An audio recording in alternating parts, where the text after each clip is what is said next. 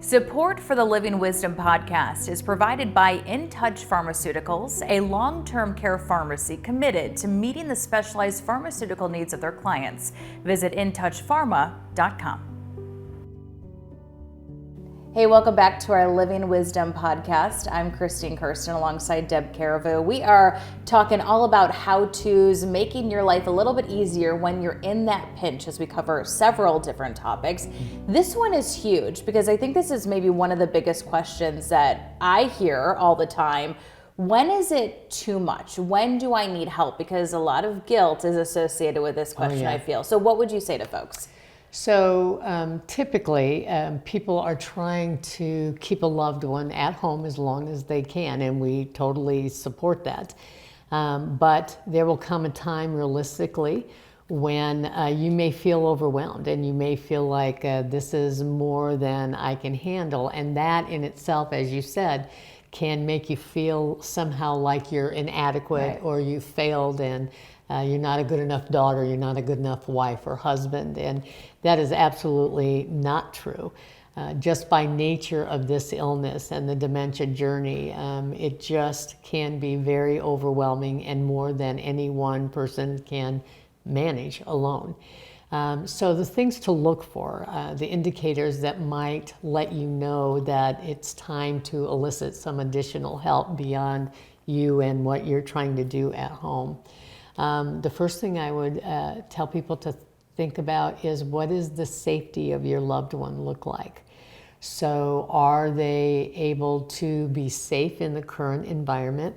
Are people doing things like leaving the stove on, or not eating, or not taking their medication, or have they been so resistant to the care that you're trying to provide that you can't keep them fed and hydrated and bathed and whatever the care issues are.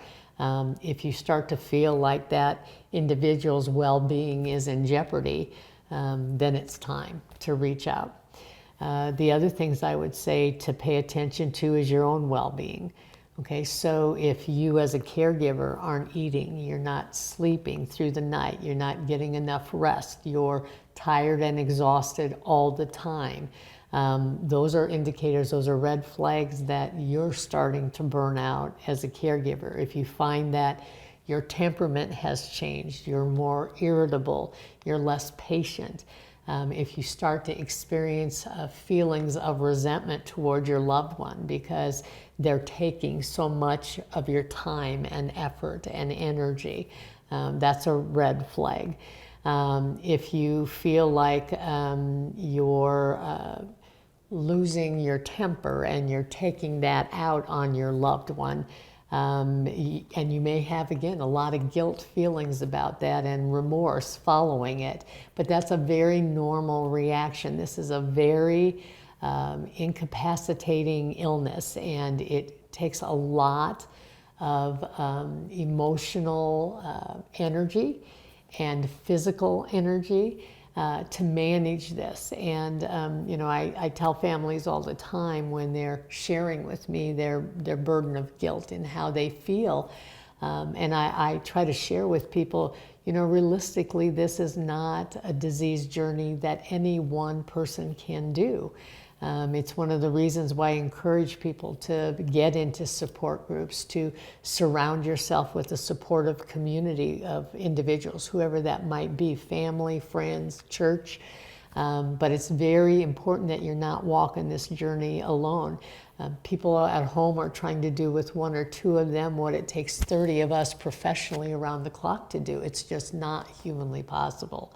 And that is no fault of any individual person's. It is the nature of the beast when you look at what dementia is. So if you've decided that you need a little bit of extra help, or maybe it's time to put your loved one somewhere for 24/7 care, where do you start? What do we have out there in our community? So there are multiple options, and full-time placement isn't necessarily the only one that people sometimes are just not ready for that yet.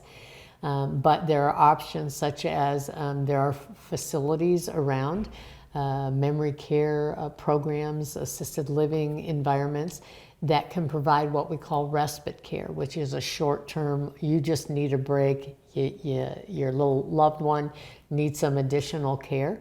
So for short-term stance, a week, 2 weeks, a month at a time, you can have somebody placed temporarily just so everybody gets a break and things get reevaluated, and you can regroup and say, okay, can we go on from here? So that's an option.